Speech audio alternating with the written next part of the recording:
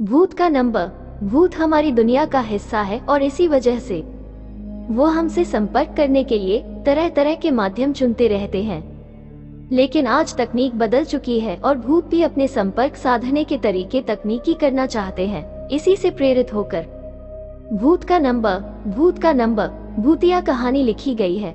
मुझे पूरी उम्मीद है कि आपको ये कहानी पसंद आएगी।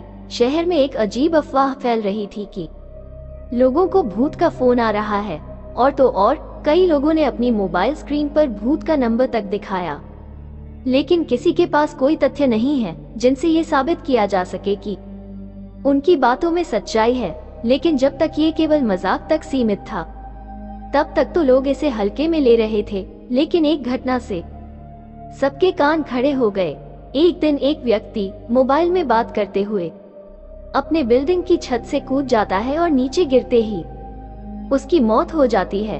शहर में एक व्यक्ति की आत्महत्या आम बात है, लेकिन फोन में बात करते हुए कूदना, इसका मतलब वो किसी न किसी से तो अपने मरने की वजह बता रहा था। इसलिए पुलिस तहकीकात आगे बढ़ाती है और उस व्यक्ति के मोबाइल की आखिरी कॉल रिकॉर्डिंग मंगवाई जाती है। लेकिन ताज्जुब की बात तो ये थी कि उस समय उसके फोन में किसी का कॉल नहीं आया था।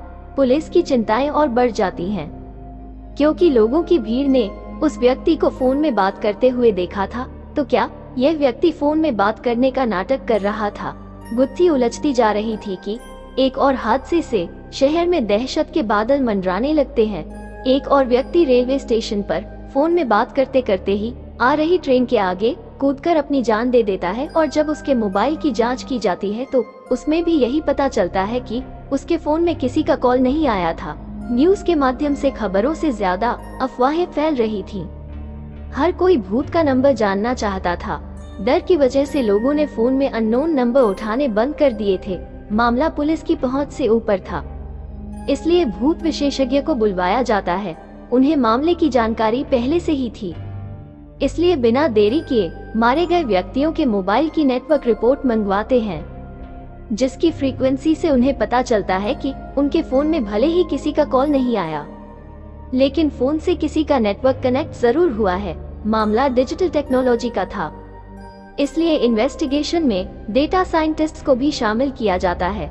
इन्वेस्टिगेशन चल ही रही होती है कि अचानक शहर में 3 लोग और अलग अलग तरीकों से आत्महत्या कर लेते हैं। इससे शहर में दहशत का माहौल बनता जा रहा था। डेटा साइंटिस्ट्स को एक सुराग मिलता है। जितने भी लोग मारे गए हैं, सभी के मोबाइल में एक वेबसाइट का लिंक पाया गया है। उस वेबसाइट में बहुत से भूतिया मंत्र लिखे हुए हैं और उन्हीं मंत्रों में एक भूतिया नंबर भी है, जिसके माध्यम से रिकॉर्डेड मैसेज भेजा जाता है, और मैसेज को सुनते ही कोई भी व्यक्ति सम्मोहित होकर अपनी जान दे देता है। लेकिन वेबसाइट ही हत्या की जिम्मेदार है, ये कहना संभव नहीं था, क्योंकि केवल किसी आर्टिकल को पढ़ने से कोई कैसे मर सकता था। इसी बीच विशेषज्ञ आर्टिकल को गहराई से जांच करते हैं तो पता चलता है कि वो कोई साधारण मंत्र नहीं, बल्कि वशीकरण मंत्र लिखे गए हैं, जिनके माध्यम से लोगों को पहले तो सम्मोहित किया जाता है, फिर उनके मोबाइल में एक रिकॉर्डेड मैसेज के जरिए उन्हें आत्महत्या करने के लिए निर्देश भेज दिए जाते हैं। पुलिस को हत्या के कारण का तो पता चल गया था, लेकिन इसके पीछे कौन है, यह अभी जानना बाकी था। तभी डाटा साइंटिस्ट वेबसाइट को ट्रैक कर लेते हैं। यह एक कॉलेज का हॉस्टल था।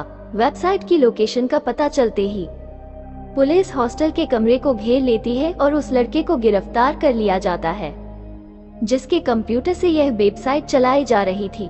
लड़के के कमरे में बहुत से कॉकरोच, कीड़े मकोड़े और मरे हुए चूहे डले हुए थे। वो किसी जानवर की तरह उस कमरे में रह रहा था।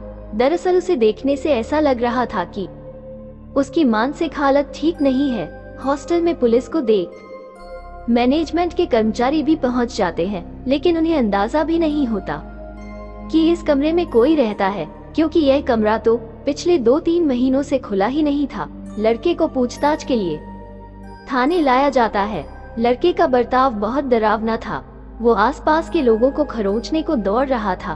बड़ी मुश्किल से पुलिस उसे काबू करते हुए कुर्सी से बांध देती है। पुलिस ऑफिसर उससे एक एक करके कई सवाल पूछते हैं, लेकिन वो उनके किसी भी सवाल का जवाब नहीं देता। पुलिस ऑफिसर थोड़ा सख्ती से पूछताछ करने का प्रयास करते हैं, लेकिन वो कोई प्रतिक्रिया नहीं देता। पुलिस ऑफिसर भूत विशेषज्ञ को लड़के से पूछताछ करने को कहते हैं। भूत विशेषज्ञ को पहले ही पता था कि वो लड़का साधारण स्वभाव का नहीं है, पक्का किसी प्रेतात्मा ने उसके ऊपर कब्जा किया है। भूत विशेषज्ञ अपने यंत्रों से लड़के को अपने काबू में करते हैं और उसे एक एक करके सवाल पूछना शुरू कर देते हैं। लड़का जोरदार आवाज में जवाब देता है और 1 घंटे की पूछताछ के बाद पता चलता है कि उसके अंदर उसी के दोस्त का भूत आ चुका है, जिसने 3 महीने पहले आत्महत्या की थी। दरअसल वो मानसिक तनाव से गुजर रहा था, जिस वजह से उसने मौत को गले लगा लिया। वो उसी कमरे में मरा था जहां से पुलिस ने उस लड़के को गिरफ्तार किया था। वो अपने दोस्त के शरीर के अंदर प्रवेश करके लोगों की हत्याएं कर रहा था। उसी ने वो वेबसाइट बनाई थी जिसे अब वो उस लड़के के शरीर के अंदर रहते हुए चला रहा था। सच्चाई का पता चलते ही भूत विशेषज्ञ लड़के के शरीर से भूत निकालने की प्रक्रिया प्रारंभ कर देता है, जिसके लिए वो उसी कमरे में जाते हैं जहां वो लड़का मरा था और वहां वो अपने इलेक्ट्रॉनिक डिवाइस के माध्यम से लड़के के ब्रेन से भूतिया आत्मा बाहर कर देते हैं। लड़का वही बेहोश हो जाता है। 12 घंटे तक बेहोश रहने के बाद जब उसे होश आता है तो वो धीरे धीरे सामान्य होने लगता है। डाटा साइंटिस्ट वेबसाइट को अब डिलीट कर चुके थे। लड़के को निर्दोष पाया जाता है, उसे मानसिक बीमार घोषित किया जाता है और उसे इलाज के लिए अस्पताल में भर्ती कराया जाता है। पुलिस जुर्म के नए अध्याय को समझ चुकी थी। कभी कभी तकनीक भी इतना भयानक रूप ले सकती है जिसके लिए हमने कभी सोचा भी नहीं था, और हत्याओं का सिलसिला रुकते ही कहानी भी खत्म हो जाती है।